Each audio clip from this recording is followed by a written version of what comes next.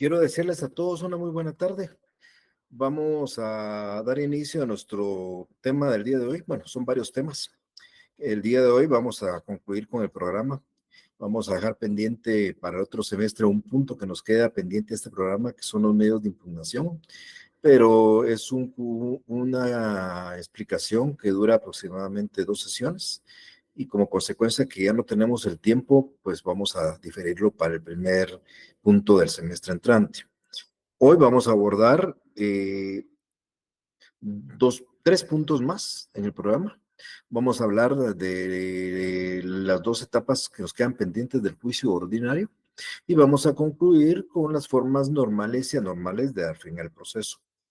Yo solo quiero, para introducirme en esta explicación, recordarles a ustedes que el derecho procesal civil 1, que es el que estamos abordando, hemos tocado aspectos muy generales del proceso. Hemos abordado temas relativos a los principios, medidas cautelares, pruebas anticipadas, que hemos abordado antes de entrar al juicio ordinario. Y nos comprometimos a hablar del juicio ordinario desde la demanda hasta la sentencia, donde tuvimos aproximadamente 6 o 7 explicaciones que dar. En el juicio ordinario hablamos de la demanda, hablamos de sus requisitos, explicamos lo que era el emplazamiento, hablamos de las actitudes del demandado frente a la demanda. Hemos hablado y hemos diferenciado qué son las excepciones, tanto las previas como las perentorias y las mixtas.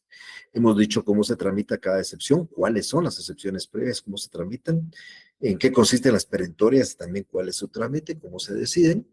Y después de la actitud negativa del demandado, pues hemos entrado a la fase de prueba, esos 30 días del periodo de prueba, para explicar cada uno de los 7 medios de prueba que regula el Código Procesal Civil y Mercantil. He explicado los medios de prueba directos, como el reconocimiento judicial, cómo se ofrece, cómo se propone, cómo se diligencia, de los medios de prueba indirectos, por representación, como la declaración de parte, la declaración de testigo, los documentos en los medios científicos de prueba, y hemos concluido con los medios de prueba por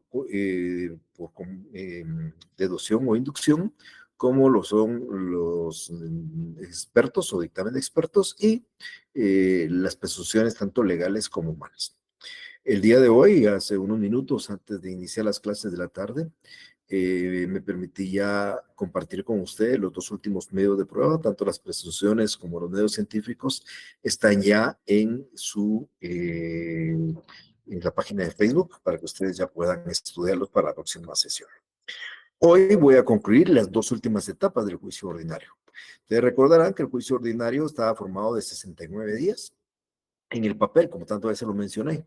¿Cómo están conformados 69 días? Hay 9 días de emplazamiento, son 9. 30 días de prueba, son 39.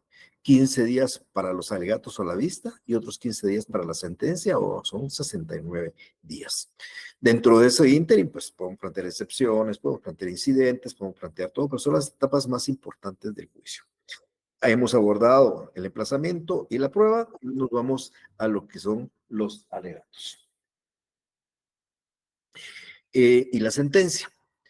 El Código Procesal Civil y Mercantil, el artículo 196, nos dice que una vez ha concluido el periodo de prueba, el secretario debe hacer constar ese hecho y hacerle ver al juez qué pruebas fueron las rendidas. En la práctica, el periodo de prueba concluyó hoy y mañana el secretario pone una razón, hace constar, señor juez, el periodo de prueba en el presente proceso ha concluido y le manifiesto que las pruebas rendidas fueron estas. Y hace una enumeración de las pruebas. Pruebas rendidas son solo aquellas que fueron ofrecidas, que fueron propuestas y que fueron diligenciadas. Si solo fueron ofrecidas, no fueron propuestas. Si fueron diligenciadas, se van a quedar simplemente en eso.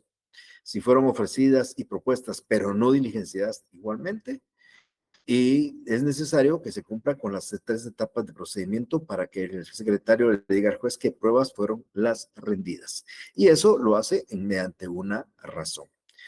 Ya con esa razón, el juez señala día y hora para la vista. Este plazo para el señalamiento de día y hora para la vista es dentro de los 15 días siguientes. Eso lo dice la ley judicial en su artículo 142.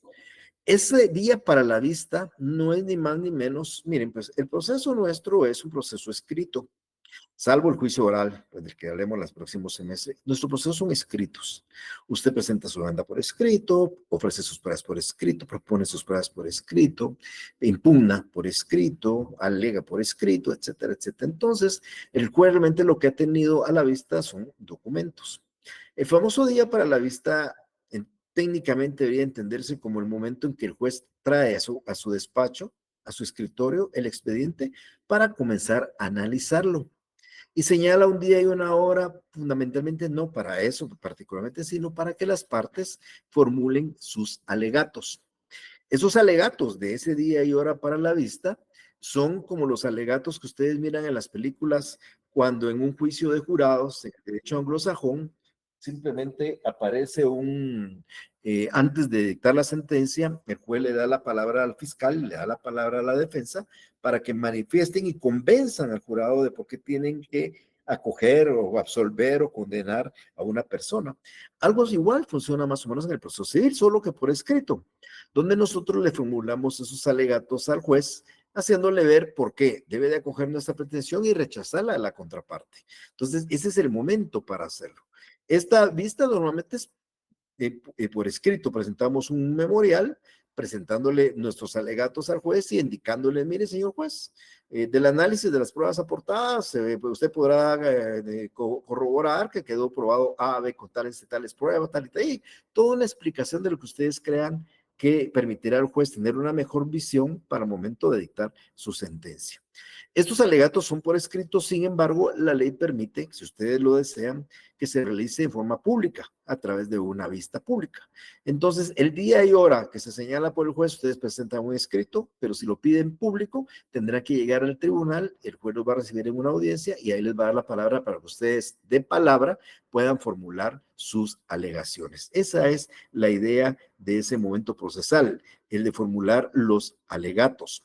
Entonces vamos a entenderlo solo como un alegato, una exposición razonada que vamos a realizar ante el juez, donde debemos exponerle, según nosotros, las razones por las cuales él debe aceptar nuestra pretensión y rechazar o rechazar por improcedente la de la parte contraria. Así lo va a hacer la parte contraria. Entonces, reitero, cuando ustedes le señale día y hora para la vista, ese día y hora, si ustedes quieren, no es una etapa que si ustedes no la hacen les va a afectar, pero ustedes quieren, lo hacen presentando sus alegaciones, exponiendo las razones por las cuales debe acoger su pretensión y por las cuales no debe acoger la pretensión del contrario.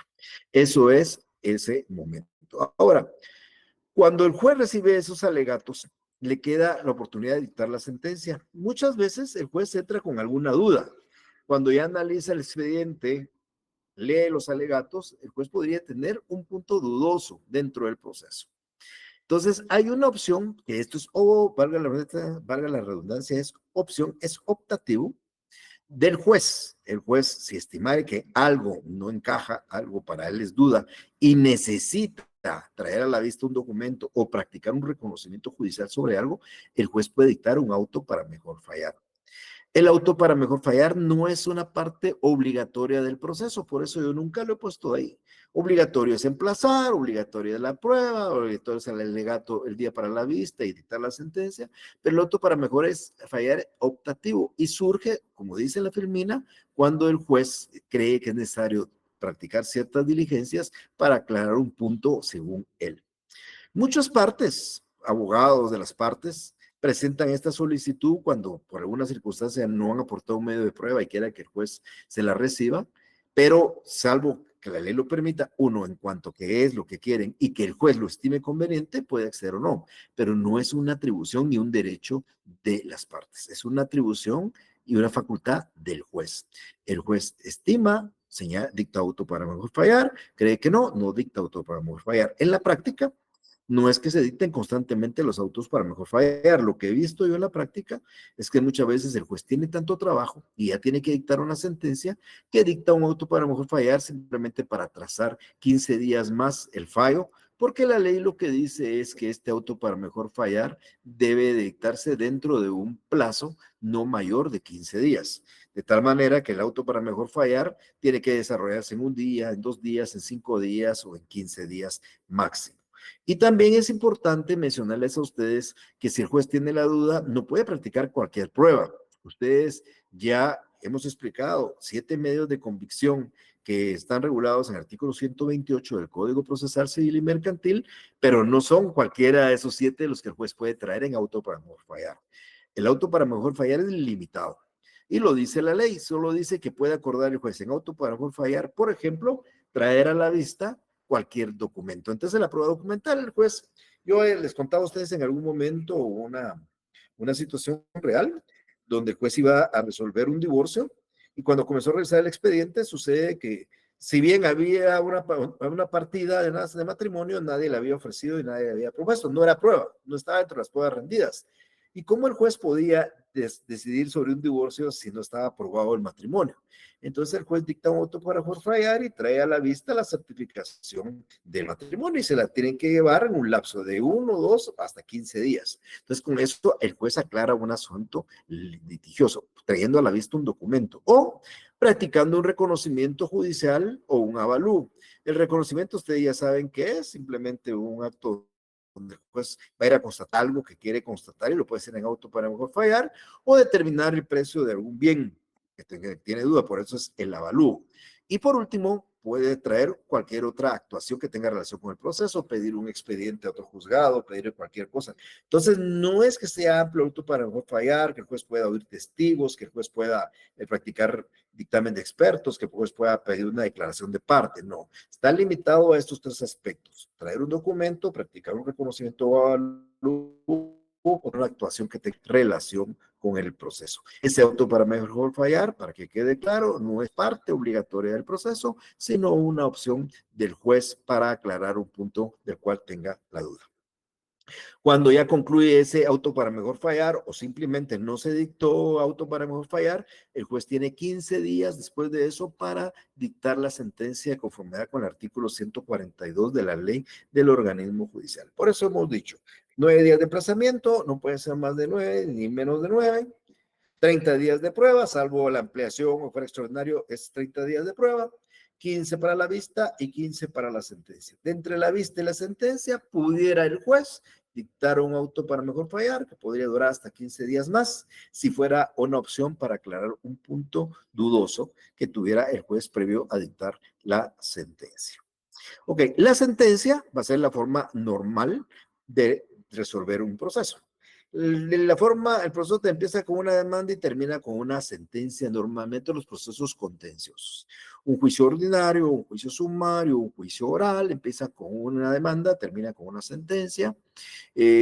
Vamos a encontrar un juicio ejecutivo el próximo semestre que empieza con una demanda y se dicta una sentencia. No termina con la sentencia, pero es la forma en que se da finiquita y se declara un derecho. Eso lo vamos a explicar mejor oportunamente. Entonces, la sentencia no es ni más ni menos que el fallo que el juez dicta para resolver una decisión en un proceso judicial. Lo que podemos decir de la sentencia es que simple y sencillamente es una resolución final donde el juez resuelve la controversia. Quiero simplemente traer a colación y recordarles a ustedes un aspecto que hablamos en un principio de este semestre. El juez toma actos de decisión en el juicio. El juez, cuando admite para su trámite una demanda, decide, ¿le da o no le da trámite? Cuando el juez le piden una prueba, decide si admite o no admite la prueba. Cuando el juez le plantean una excepción, decide si declara o si con o sin lugar la excepción. Cuando el juez le plantean una demanda para pedir un divorcio o pedir un juicio de daños, el juez decide si declara con o sin lugar esa demanda. Entonces el juez siempre decide. Esos actos de decisión del juez se llaman resoluciones. Cuando la resolución es de mero trámite, admite para su trámite una demanda, admite para su trámite una excepción, señala una audiencia para recibir declaración de parte, una audiencia para recibir testigos, admite una impugnación de un documento, el juez emite un decreto, es una resolución de trámite. Cuando resuelve el incidente de una excepción previa de demanda efectuosa o el incidente de una impugnación por falsedad de un documento público, cuando decide el fondo de eso, el juez dicta un auto. Son decisiones de fondo de cosas accesorias, son autos. Y cuando el juez decide el fondo del asunto principal, dicta una sentencia. Decretos, van a haber tantos decretos como aspectos de trámite para llegar hasta el final. Autos, podrían haber muchos autos o ningún auto. Si nunca hay una incidencia en el proceso, no va a haber un auto. Nunca va a haber un auto. Si hay una incidencia, va a haber un auto. Si hay 20 incidencias, van a haber 20 autos. Pero sentencia solo va a haber una en primera instancia. Entonces, la sentencia es la resolución final con la cual el juez resuelve una controversia. Lo importante de la sentencia es cuando pasa en autoridad de cosa juzgada. ¿Por qué? Porque la sentencia pasada en autoridad de cosa juzgada es ley entre las partes. Hay que cumplirla. Entonces, es bien importante pensar siempre que la función de la actividad jurisdiccional es la cosa juzgada. Una vez una decisión está firme, ya no puede cambiarse, ya no puede impugnarse, hay que cumplirla. Y eso no lo va a cambiar nadie. Ya lo mencionaba yo cuando daba una explicación de la cosa juzgada frente a una decisión de un presidente que no es juzgado, no es cosa juzgada. Lo que un presidente hoy decide lo cambia el mismo mañana o el otro presidente dentro de 5 años. Cuando un Congreso dicta un decreto o lo cambia dentro de un mes el mismo Congreso o dentro de 5 años el nuevo Congreso. Pero cuando un juez dicta una sentencia que está firme, que ya es cosa juzgada, no la puede cambiar el mismo juez ni otro juez si ya no cabe medio de impugnación. Pero bien, vamos a encontrar distintas clases de sentencias. Al final, cada sentencia contiene todos estos aspectos. Por ejemplo, vamos a encuadrarlo en 5 grupos. Hay sentencias por su forma, por la posibilidad de impugnación, por el resultado, por su contenido o por la instancia en que se dicte. Veamos cada una de ellas. El proceso nuestro es un proceso escrito. Sin embargo, la doctrina dice que pueden haber sentencias verbales o sentencias escritas. En el proceso nuestro, la sentencia debe quedar por escrito. ¿Por qué razón? Porque nuestras sentencias deben de cumplirse después. Su incumplimiento hace posible la ejecución. Entonces, las sentencias nuestras deben estar por escrito. El documento de la sentencia constituye el título de ejecución. Entonces, tiene que estar por escrito. Tenemos que tener la sentencia por escrito. Aunque tenemos un juicio oral, la sentencia podría el juez manifestarla en forma verbal, pero debe dejar constancia por escrito, porque será la única forma de poder ejecutarla a través de ese documento donde consta el fallo o su decisión. Pero por su forma, son orales, son escritas. En Guatemala realmente debe quedar constancia por escrito. Por la posibilidad de impugnación, vamos a tener sentencias que son recurribles y sentencias que ya están firmes. ¿Cuál es la sentencia recurrible? La que está pendiente de recurso. Por ejemplo, si en primera instancia a mí me dicta una sentencia, yo tengo 3 días para plantear una apelación. Mientras no transcurran esos 3 días, la sentencia no está firme. Si transcurren los 3 días, yo no planteo la apelación, la sentencia queda firme y es una sentencia irrecurrible. Pero si planteo la apelación, sentencia es recurrible y la apelación y se va a ir a una segunda instancia y la sentencia no está firme, o sea, no es juzgado el asunto hasta que en segunda instancia quede firme y quede juzgado. Entonces vamos a encontrar sentencias que son recurribles. Todas las sentencias, les cuento de una vez, todas las sentencias admiten un recurso de apelación. Sentencias en ordinario, en oral, en sumario, en juicio ejecutivo, plantean y permiten una apelación. Entonces son recurribles, siempre y cuando la apelación se interponga dentro de los 3 días siguientes de haber sido notificada. Ahora, es una sentencia firme en la cual ya transcurrió el tiempo para recurrirla, ya sea por motivo de apelación, porque también algunas sentencias, principalmente, mejor dicho, las dictadas en un juicio ordinario en segunda instancia, son susceptibles todavía de casación. Entonces, todas las sentencias que vamos a estar viendo en este año, una sentencia en oral, en sumario, etcétera, etcétera, caben recursos de apelación, 3 días para interponerlo. Pero en el juicio ordinario, la sentencia de segunda instancia, cabe casación. Todas las demás sentencias.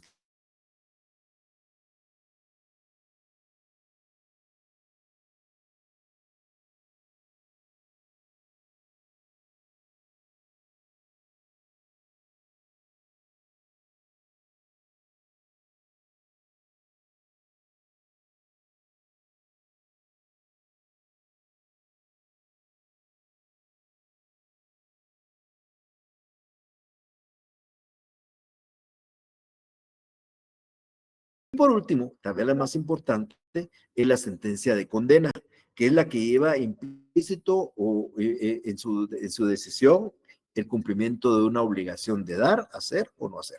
Y se condena a pagar 1 millón de quetzales, una obligación de dar. Y se condena a entregar un vehículo, una obligación de dar. y se condena a constituir una servidumbre de paso, una obligación de hacer, y se le condena a no levantar una pared, una obligación de no hacer. Entonces lleva una condena, lleva una sanción, lleva una obligación. Esa es una sentencia de condena y son las más importantes según mi criterio para mí, porque son las que permiten en su posterior, por su incumplimiento, la ejecución, que vamos a hablar, insisto, el próximo semestre. Y tenemos también una clasificación que es en la instancia en que se dicta nuestro proceso. Saben, tenemos una primera instancia que empieza con la demanda y termina con la sentencia. Y tenemos una segunda instancia que empieza con la apelación y termina con la sentencia de segunda instancia. Entonces nosotros tenemos dos clases de sentencias, o tres diríamos. Una sentencia dictada en primera instancia, que es la sentencia en primera instancia. Una sentencia surgida de la apelación, que es la sentencia de segunda instancia. Y hay casos muy contados, pero algunos casos en los cuales no hay dos instancias, sino solo una, y se llama sentencia en única instancia. Entonces, la sentencia en única instancia son para casos muy excepcionales. A veces cuando se sigue un juicio de responsabilidad contra un magistrado, por ejemplo, solo se sigue ante una sala o ante la corte y es en única instancia. No hay dos instancias. Pero importante es que sepan que hay sentencia primera, sentencia segunda y puede ser sentencia en única instancia. ¿Cómo vamos a dictar una sentencia? ¿Qué contenido tiene una sentencia? Miren, aquí para que no se me vayan a preocupar mucho, este tema lo voy a explicar, pero a veces, solo con la teoría es un poquito difícil de hacerlo. A veces sería bueno que con esa explicación que yo les dé y la oportunidad que tienen ustedes de poder contar con una sentencia que podrían ver en internet, dictada por cualquier juez, que se publican muchas sentencias esas, podrán ver su contenido. Toda resolución, un decreto, un auto, una sentencia, contiene los requisitos que ustedes miran en la filmina. De toda resolución, un decreto, un auto y una sentencia. Entonces, un decreto tiene que ponerse el tribunal que la dicta, juzgado de primera instancia de ramo civil. Un auto, juzgado primero de primera instancia de ramo civil. Una sentencia, juzgado primero de primera instancia de ramo civil. Lugar y fecha, Guatemala 14 de mayo de 2024, o en un decreto, o en un auto, Guatemala 14 de mayo de 2024, o una sentencia, Guatemala 14 de mayo de 2024. Importante, no se permiten números ni abreviaturas. Cuando digo números es poner cifras, solamente cifras. Poner 14, hay que ponerlo en letras. Si ustedes quieren ponerlo entre paréntesis, está de más, pero lo pueden colocar. Pero no pueden poner 14 en números, tiene que ser en letras y cualquier cosa. La cita de leyes es otra cosa, abreviaturas tampoco. Entonces, hay que incluir solo letras. Entonces, un auto, un decreto y una sentencia, juzgado de primera instancia de ramo civil, Guatemala, 14 de mayo de 2024. Luego de eso va el contenido. En un decreto se emite para su trámite el memorial que antecede, se señala la audiencia del día tal para que la parte demandada comparezca a prestar declaración de parte conforme la aplica que obra en la Secretaría bajo ofrecimiento de declararlo confeso si no comparezca. Cita de leyes, ese es el contenido de un decreto. Un decreto, siendo el momento oportuno, se abre el presente proceso por 30 días. Cita ese es el contenido de un decreto. Un auto igual, pero el auto tiene una característica. Como el auto resuelve un asunto de fondo, tiene que haber una motivación. ¿Qué la motivación? Son los argumentos que le va a dar el juez a ustedes para decirles por qué declara de una u otra forma esa decisión de fondo. Si no existiera eso, estaríamos frente a un juez arbitrario. Es algo así como, yo creo que alguna vez les expliqué a ustedes y el ejemplo no tiene mucha relación, pero yo lo explico porque puede ser. Mi hija me decía, papá, ¿me das permiso para salir? Yo decía, no. Y cuando me preguntaba, ¿y por qué no? ¿Por qué no? Ese por qué no es arbitrario, si yo no le doy las razones. Si un juez a usted le dijera, y vengo a plantear la demanda de divorcio, y el juez dijera, bueno, se tiene a la vista para resolver la demanda de divorcio y la demanda se declara sin lugar, punto. Usted le diría al juez, mire, ¿y por qué me declaró sin lugar? Pues porque ahí dice, porque yo pienso que sí, pero no me argumenta, no me explica las razones. Una excepción previa, yo planteo una excepción previa de demanda efectuosa, el juez entra, se tiene a la vista para resolver la excepción previa y ese juez estima que se declara sin lugar, punto, sin argumentar. Entonces, no, los autos y las sentencias llevan un argumento, explican por qué razón procede o no procede una excepción previa, por qué no procede una decisión de una sentencia, bajo argumentos, explicando las razones por el cual se estima que procede o que no procede lo que ustedes le pidieron. Es una decisión de forma que está dentro del contenido con argumentos, con fundamentos, con decisiones. Y por último, en esa misma resolución, un auto, un decreto, una sentencia, hay cita de leyes. Los artículos que tienen relación con la resolución que se dicta pueden ser artículos del Código Procesal como artículos del Código Sustantivo. Y termina nuestra resolución, decreto, auto o sentencia, con la firma del juez y la firma del secretario. Juez o tribunal y la firma del secretario. Pero lo que acabo de explicar son los requisitos de cualquier resolución, decreto, auto o sentencia. Nuestras sentencias llevan algo más que lo que acabo de explicar.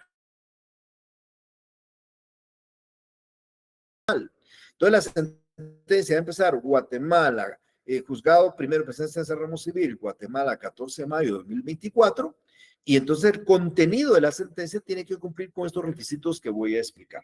Va a ponerse, se tiene a la vista para dictar sentencia, el juicio, lo primero que dice es que debemos de incluir una determinación subjetiva. Esto quiere decir que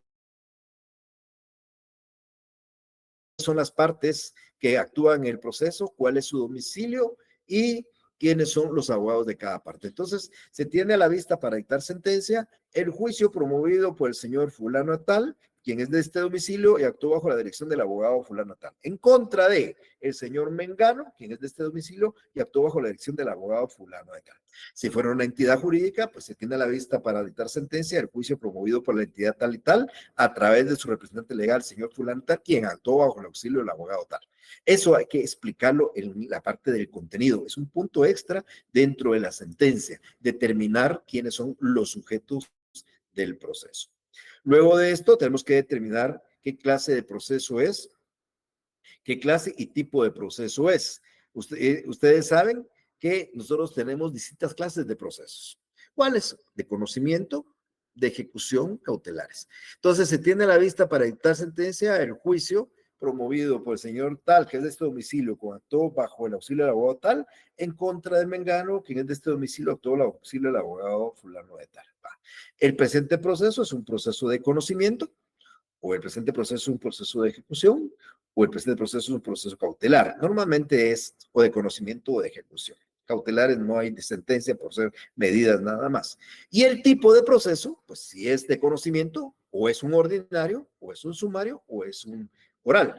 Y si es un proceso de ejecución, o es un juicio ejecutivo, o es una vía de premio, o es una ejecución especial de dar, o una ejecución especial de hacer. Entonces tendríamos que poner, el presente proceso es un proceso de conocimiento, de su tipo ordinario, o es un juicio de ejecución de su tipo vía de apremio, porque está hablando de la clase, conocimiento de ejecución, y del tipo ordinario, sumario, oral, o ejecutivo, o ejecución especial o vía de apremio. Bueno, esa es, más o menos estoy dando explicación cómo va la sentencia.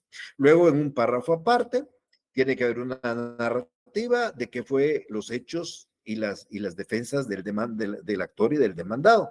Entonces ponemos en párrafos aparte un resumen de la demanda. Resumen de la demanda. La parte actora, el señor fulano de tal, compareció argumentando lo siguiente y hace un resumen de eso. Se fundamentó en derecho, ofreció sus pruebas e hizo sus peticiones. Hace un resumen de la demanda. Luego, un resumen de la contestación. Por su parte, la parte demandada compareció contestando la demanda en sentido negativo y argumentando los siguientes hechos. Fundamentó su derecho, ofreció sus pruebas y sus peticiones conforme a la ley. Luego, un resumen de una reconvención, si hay una reconvención, y si hay excepciones perentorias, porque a eso se refieren las previas de tiro que han sido resueltas anteriormente. Si hay excepciones perentorias, pues habrá un resumen de las excepciones perentorias. Y hay que indicar qué hechos están sujetos a prueba. Se sujetó a prueba la existencia de una causal, se sujetó a la prueba la existencia de daños ocasionados al vehículo y la responsabilidad del demandado, se sujetó a prueba lo que hay que sujetar, la falsedad de un instrumento público, hay que indicarlo en la parte de contenido de la sentencia. Posteriormente a eso, ya viene tal vez la parte más importante, las motivaciones. Ustedes que han leído alguna vez una sentencia, dice, considerando, los considerandos son las motivaciones que tuvo el juez, las consideraciones de derecho que él cree que sirven para darle valor a unas pruebas. Aquí es donde el juez valora las pruebas. Aquí es donde el juez le da el valor de sana crítica o prueba legal o tasada a la prueba. Entonces el juez va a decir, considerando que de la declaración de parte que constituye plena prueba, principalmente en la confesión, se establece tal y tal cosa. Y desde la declaración de los testigos se puede determinar tal y tal hora y hace una relación. Y por eso concluyo, ¿verdad?, la procedencia de la demanda o por concluyo que no se demostró lo afirmado por el actor. Eso hace el juez para explicarle a ustedes, abogados, por qué dictó la sentencia de una u otra manera. Eso es la fundamentación. Si no existe eso, fuera arbitrario. Por eso el juez tiene que explicarles a ustedes por qué resuelve de una forma o resuelve de otra. Aquí en esa fundamentación se fundamenta en leyes, se fundamenta en doctrinas, se fundamenta en jurisprudencia y les da la razón o no les da la razón a ustedes. Esa es la parte de la motivación. Por último, la sentencia tiene una parte resolutiva. Ustedes recordarán que la sentencia dice al final, por tanto, este tribunal, con base en lo considerado y leyes citadas, al resolver, declara con lugar la demanda tal y tal, o sin lugar la demanda. Ahí, esa es la parte final, la decisión. Con lugar la demanda ordenada de daños y perjuicios promovida por el señor fulano tal en contra del señor Mengano, y en consecuencia se condena al señor Mengano a pagar la cantidad de tanto en concepto de daños que debe ser efectivo en tanto tiempo. Y viene, eso es la parte declarativa. Entonces, en un lado motiva y otro, claro, al final decide si procede o no procede y por qué la razón. Claro, aquí no estoy indicando cita de leyes porque yo le expliqué que es una junta general que también va a ir la cita de leyes. Bueno, esta sentencia puede estar viciada. La sentencia puede tener vicios.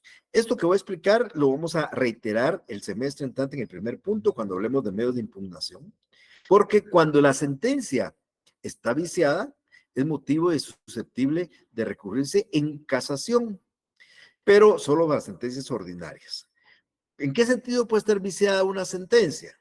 Puede estar viciada en la misma sentencia. Cuando el juez hizo su fundamentación, se equivocó en las normas que aplicó, no eran las que tenía que aplicar. O interpretó mal una norma que la interpretó mal y eso incluye.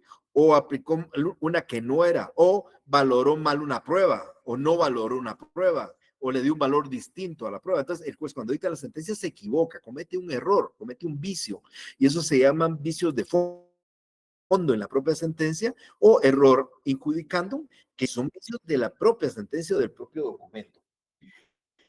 Ahora, a veces la sentencia se dicta con errores y con vicios, pero que vienen desde antes, no en el propio documento, sino vienen en el transcurso del proceso. Yo daba de ejemplo en la otra sección y lo doy con ustedes. Imagínense que a mí me presentan una demanda en primera instancia. Yo le digo, planteo la excepción de incompetencia, aduciendo que el juez que está conociendo no es el competente.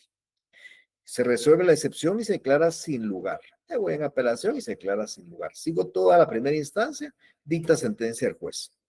Planteo la apelación, me voy en la segunda instancia y le digo a la sala, miren señores, el error de la sentencia es que el juez que la dictó es incompetente. La sala resuelve y dice que no. Y sí, resuelve y dicta su sentencia en segunda instancia. Yo me voy a casación en un juicio ordinario y le digo a la corte, señores de la corte, vengo a plantear una casación de forma porque hay un error en el procedimiento, porque el juez que dictó la sentencia está bien dictada, pero el juez que la dictó era incompetente. Y si la corte estima que es incompetente, va a declarar con lugar la casación y va a ordenar que se repita el juicio desde el principio con un juez competente. Entonces, hay un vicio en la sentencia que no la hace válida, pero un vicio que surge antes. Esos son vicios de forma y se llaman improcedendum. De eso vamos a hablar cuando hablemos de la casación el semestre entrante. Así que no, aquí solo traté de adelantarme un poquito a estos aspectos. Entonces, como decía hace unos minutos, estos vicios de fondo se cometen en la motivación de la sentencia, en la propia sentencia, y los vicios de forma, pues, son contaminaciones que se dan antes o en etapas anteriores al proceso, pero que también hacen que la sentencia sea nula. De eso hablaremos en su oportunidad. Por último, en relación a este tema que estoy abordando, recuérdense que hay un principio de congruencia que explicamos de los primeros días del semestre. ¿Qué consiste el principio de congruencia? El juez debe resolver conforme a lo expuesto, a lo pedido. El juez no puede salirse de lo que las partes le expusieron y le pidieron. dieron en el proceso porque sería incongruente. El juez no puede ampliar hechos, el juez no puede ampliar pruebas y el juez no puede resolver otra cosa distinta. Entonces, cuando la sentencia es incongruente, pues es una sentencia que es susceptible de discutir. Entonces, lo importante aquí es, en el proceso penal es distinto. En el proceso penal, alguien pidió que alguien se lo condenara por asesinato y después al final el juez resuelve que no era un asesinato, sino era un homicidio culposo. Eso pasa en lo penal, pero en lo civil, si ustedes piden que se declare el divorcio por la causal, el juez va a resolver el divorcio por esa causal, no lo puede resolver por otra causal. O si ustedes al juez le pidieron daños y perjuicios, el juez va a resolver daños y perjuicios, no va a resolver solo daños y se va a quedar y va a omitir perjuicios. En todo caso puede decir por qué no, pero tiene que resolver sobre eso, tiene que analizarlo. Entonces la sentencia tiene que ser congruente. Pero cuando es incongruente, por ejemplo, cuando resuelve más de lo pedido, o cuando resuelve menos de lo pedido, o cuando resuelve algo distinto a lo pedido. Por ejemplo, cuando resuelve más de lo pedido, esa incongruencia es positiva y se llama que es una incongruencia ultra petit, porque el juez resolvió más. Yo quería solo daños y el juez no solo condenó daños, sino también a perjuicios, resolvió más, resolvió sobre perjuicios y yo solo pedí daños. Eso es ultra petit. Sucede que es a la inversa. Yo pedí daños y perjuicios y el juez solo me condenó en daños y se olvidó de los perjuicios. Resolvió menos. Y esa congruencia es infrapetit o citrapetita. Ahora, sucede que yo quería daños y perjuicios y el juez resolvió la simulación. Resolvió algo distinto, algo que ni siquiera habíamos pedido, algo que no es. Esa es una incongruencia mixta y se llama incongruencia extrapetit. Entonces, las sentencias pueden ser ultrapetit, extrapetit o infrapetit cuando ha resuelto más de lo pedido, cuando ha resuelto algo distinto a lo pedido o cuando ha resuelto menos de lo pedido. Yo cuando digo resuelto menos de lo pedido o más de lo pedido no quiere decir que se resuelva conforme a lo pedido. Si yo pedí daños y perjuicios, tiene que resolver sobre las dos cosas. Puede decir que no me va a dar nada de las dos, o puede decir que me va a dar las dos, pero lo que no puede hacer es resolver sobre una y hacer caso omiso de la otra. Eso es lo que estoy explicando, ¿verdad? O sea, yo le pedí al juez en un juicio de divorcio que declarara el divorcio, pensiones alimenticias y la relación familiar. Entonces, cuando el juez sucede que resolvió el divorcio, los alimentos, la relación familiar y también patrimonio, agregó algo más, esa es ultra petit, resolvió algo más de lo pedido. Pero sucede que yo le pedí divorcio, relaciones familiares, alimentos, y el juez solo resolvió sobre el divorcio y sobre los alimentos y ya no hizo nada de relaciones familiares, es una incongruencia infrapetit. Ahora, yo le pedí divorcio al juez y el juez resolvió separación. Es una incongruencia extrapetit porque resolvió algo distinto a lo pedido. Bien, esto es lo relativo a las últimas dos etapas de juicio ordinario, los alegatos o la vista y la sentencia. Vamos a abordar otro tema en este momento. Sin embargo, si alguien tiene alguna duda sobre este tema en particular, pues en este momento podría preguntar si estima que sea necesario. Si no, seguimos con el tema que nos corresponde.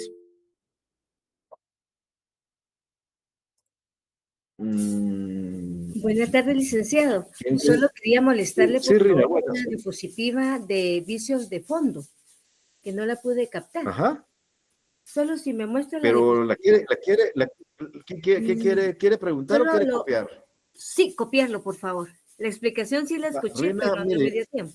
Gracias. pero mire, Rina, solo me termino mi clase y le subo la diapositiva al Facebook. ¿Oh?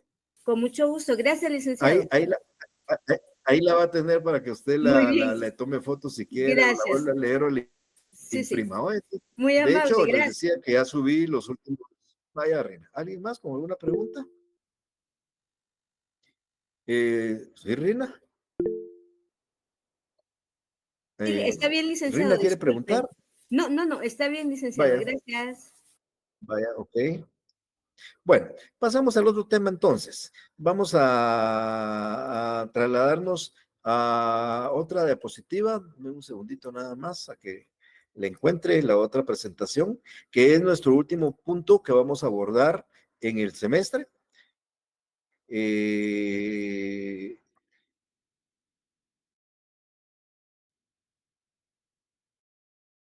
Y con eso vamos a concluir el día de hoy. El día de presentación, perdón, para resolver dudas de todo lo que ustedes quieran preguntar, todo. Yo voy a repetir lo que ustedes quieran repetir porque es importante que ustedes no se vayan con dudas. Será la última oportunidad, aunque el otro semestre volvemos a abordar estos aspectos, pero es importante que hagamos esa especie de repaso de lo que ustedes tengan dudas, no de que voy a repasar, porque yo les puedo repasar todo el tema en cuestión de 10 minutos. La idea es que el otro jueves ustedes me puedan preguntar. Bien, el otro punto que nos llama la atención acá es que nuestro proceso, ya expliqué que termina con la sentencia. La sentencia que acabo de explicar es la forma normal.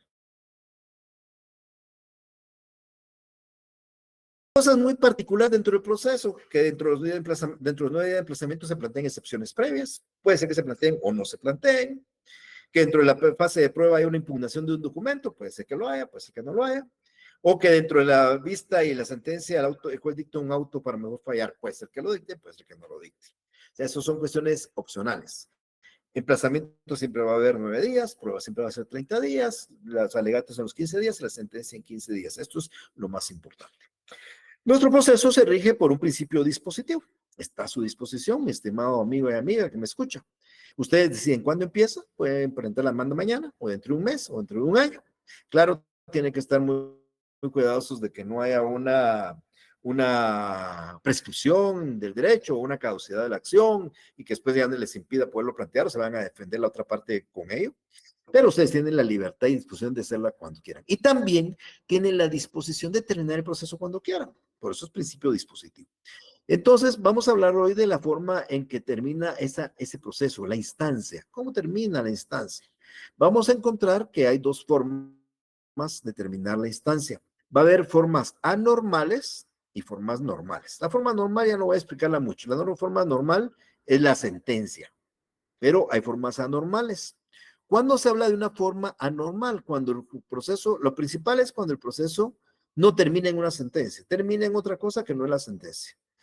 Termina en una resolución que da por terminado el proceso sin llegar a la sentencia. Es una forma anormal. Y la otra forma anormal es cuando el proceso sí termina en una sentencia, pero no pasa por todas las etapas del proceso y sí se dicta la sentencia. Ya de eso hemos hablado en algunos temas en clases anteriores. Entonces, tal vez lo que más nos interesa ver hoy son las anormales, porque como les digo, la normal hablamos de ella, y de las anormales algunas ya las hemos abordado en el transcurso de las explicaciones. ¿Cuáles son estas formas anormales de dar fin al proceso? Anormales, insisto, porque no haya sentencia o porque sí la hay, pero sin pasar por todas las etapas procesales. Vamos a encontrar 7 formas anormales de dar fin al proceso. Vamos a explicar cada una de ellas, pero en la primera aparece un desistimiento, y alguna vez hablamos de él. La renuncia, no hemos hablado de ello, pero tiene una cuestión similar. El allanamiento, si hablamos como una actitud del demandado positiva. La confesión, también le expliqué cuando hablé de la declaración de parte. La conciliación, también le hablé cuando pueden haber un acuerdo dentro del proceso. Y hablamos de la transacción también cuando hablamos de aspectos de acuerdos fuera del tribunal. Y creo que también hablamos en algún momento de la caducidad de instancia. Esas son las 7 formas en que un proceso puede terminar en forma anormal. Reitero, porque no haya sentencia, el desistimiento, por ejemplo, la renuncia, la conciliación, la transacción y la caducidad de instancia no terminan con una sentencia, terminan con una resolución que da fin al proceso sin llegar a la sentencia. Y el allanamiento y la confesión, pues sí se dicta una sentencia, pero ya no hay prueba, no hay procedimiento probatorio ni prueba que aportar porque ya hay un acuerdo o una aceptación de pretensiones o una aceptación de hechos. Pero bien, expliquemos cada una de ellas. En primer lugar, hablemos del desistimiento. Este desistimiento no es ni más ni menos como una forma de separarse uno del proceso. Uno se aparta voluntariamente, no es forzoso. Yo inicio un proceso, ya no quiero continuar con el mismo, entonces desisto. Eso es, el proceso ya, por lo que sea, ya me cansé, ya me aburrí, ya llegué a un acuerdo extrajudicial, ya ha pasado, no entiendo cualquier cosa, entonces yo desisto del juicio, el juicio se termina. El juez dicta una resolución dándolo por terminado, porque yo desistí. Insisto, el desistimiento es voluntario, ustedes lo hacen por el motivo que quieran, con la ropa llegar a un acuerdo, sucede que el actor y el demandado se volvieron consuegros, bueno, no me interesa cuál sea la razón, pero simple y sencillamente lo que nosotros queremos es ya no continuar con él. Hay dos clases de desistimiento. Tenemos un desistimiento total cuando desistimos del proceso. Llevamos un juicio de impugnación de un testamento y desistimos del juicio, se termina el proceso.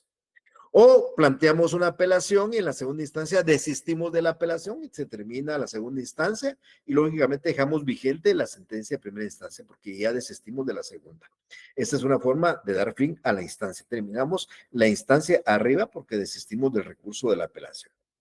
El desistimiento pudiera ser solo parcial y es cuando normalmente estamos apartándonos de un incidente, planteamos una excepción previa y desistimos de ella. Eso es parcial porque no estamos terminando el proceso, sino solo el incidente de la excepción.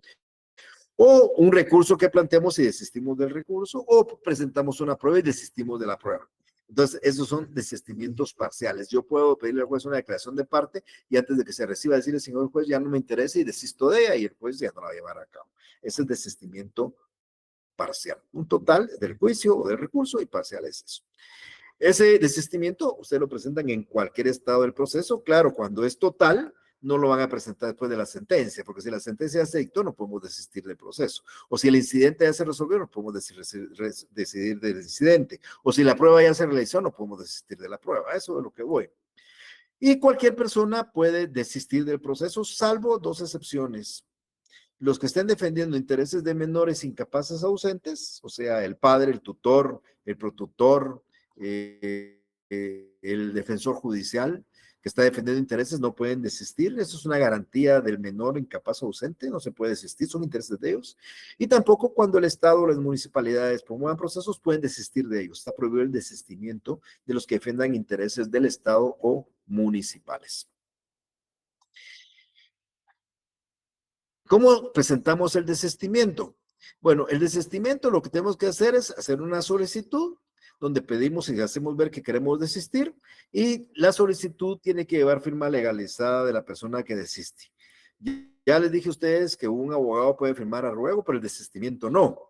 Si alguien va a desistir, tiene que firmar el actor o el demandante. Que esté desistiendo, tiene que firmar. Claro, el abogado siempre firma en su auxilio, pero abajo de esa firma viene una auténtica donde el notario da fe que la firma que antecede a la del abogado es la firma puesta por el señor fulano tal que desiste de un juicio. Eso es para darle legalidad al desistimiento y el juez, con ese documento legalizado por un notario, da fin al proceso. De esa forma es, el juez dicta la resolución, aprueba el desistimiento y ordena que se archive el proceso.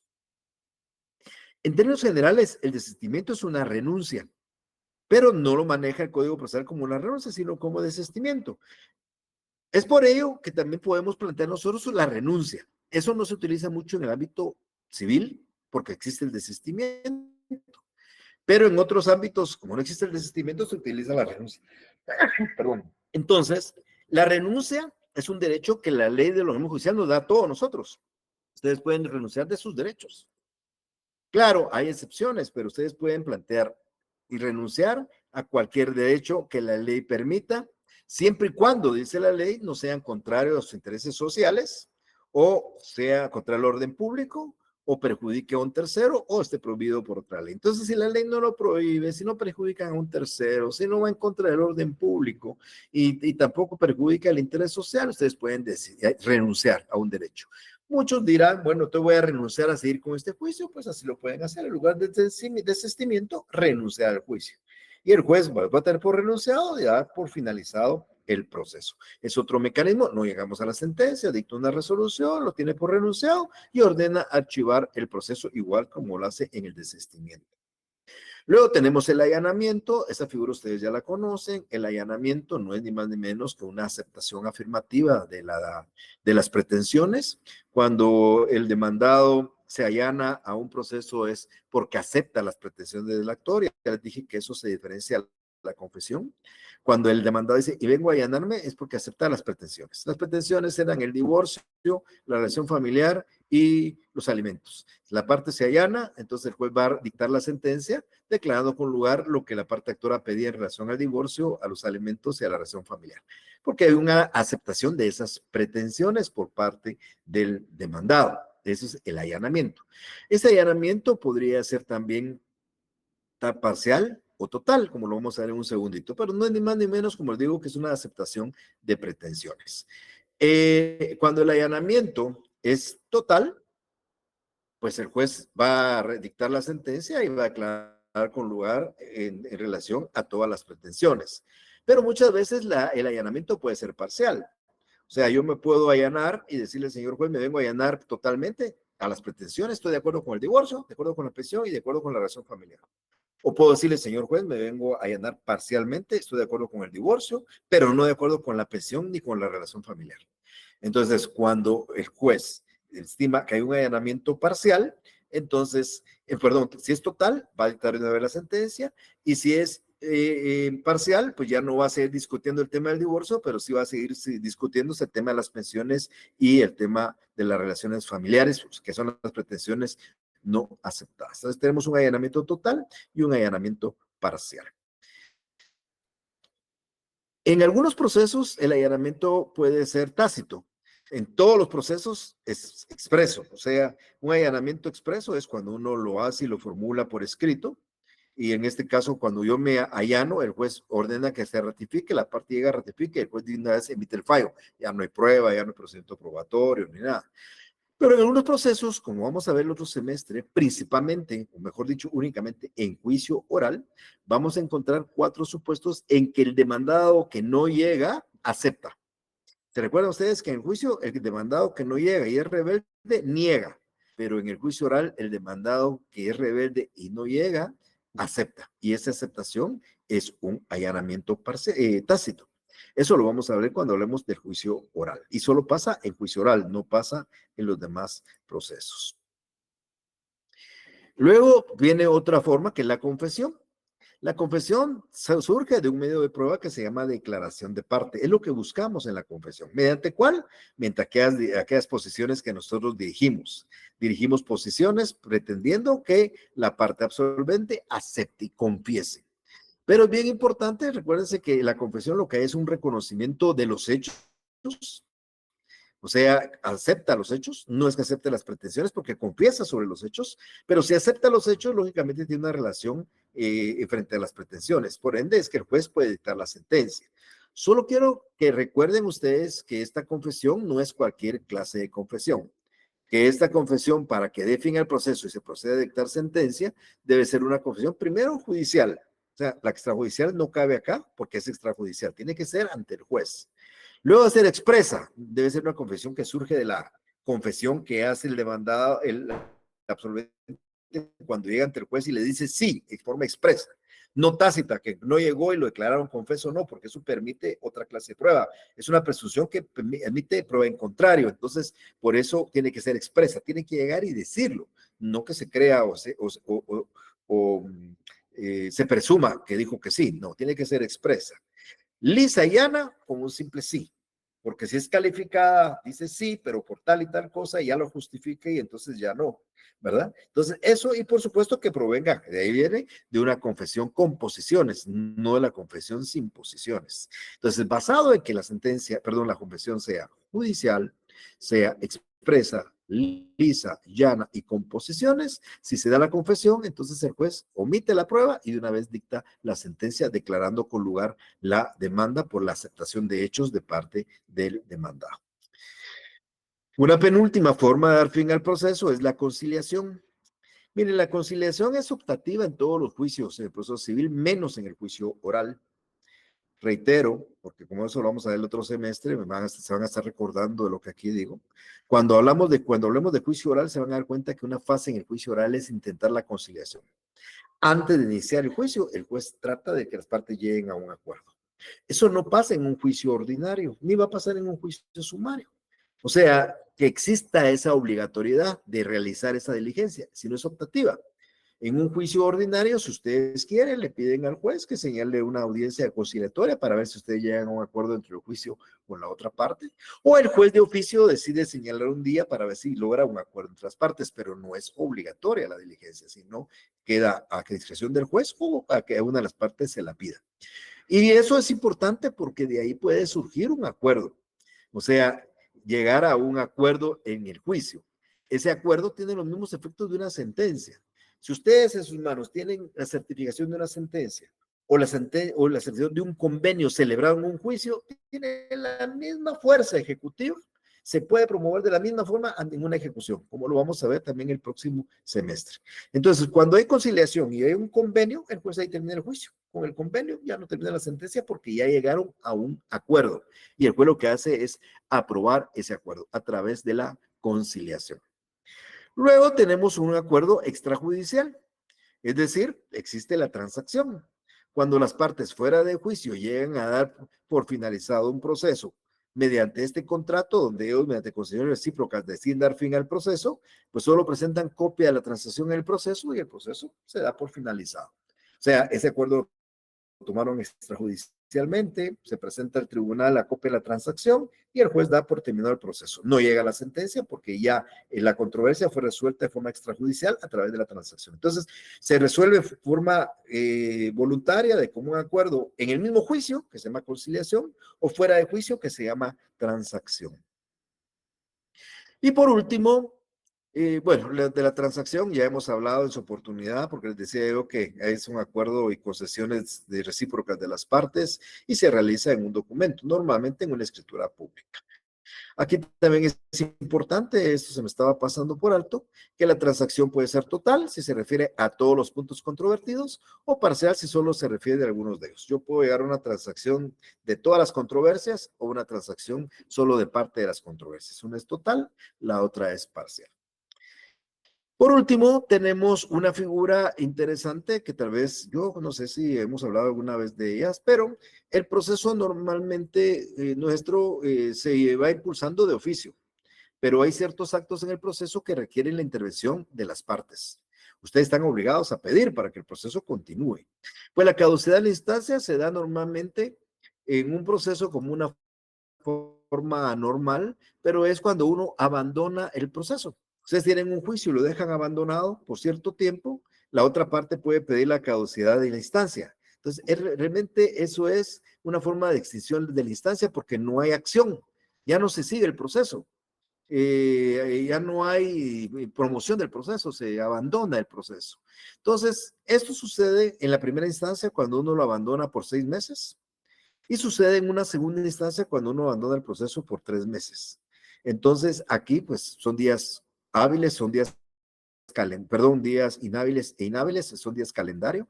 Yo explicaba en la otra sección, por ejemplo, que hoy que estamos en 14 de mayo, sucede que hoy ya no hicimos ninguna diligencia en un juicio y nos correspondía hacerla, pero no la hicimos.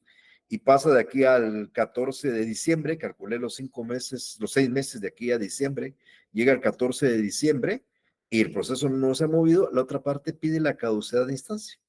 Y como el proceso no se movió durante 6 meses, entonces va a declarar pues la caducidad de instancia. Si no lo pide entre 6 meses, si no lo pide dentro de 3 años, porque 3 años se quedó parado, igual. Lo único que nosotros tenemos que hacer, eso es una recomendación para ustedes, para que no le pidan la caducidad, es que ustedes presenten cualquier cosa, un escritito.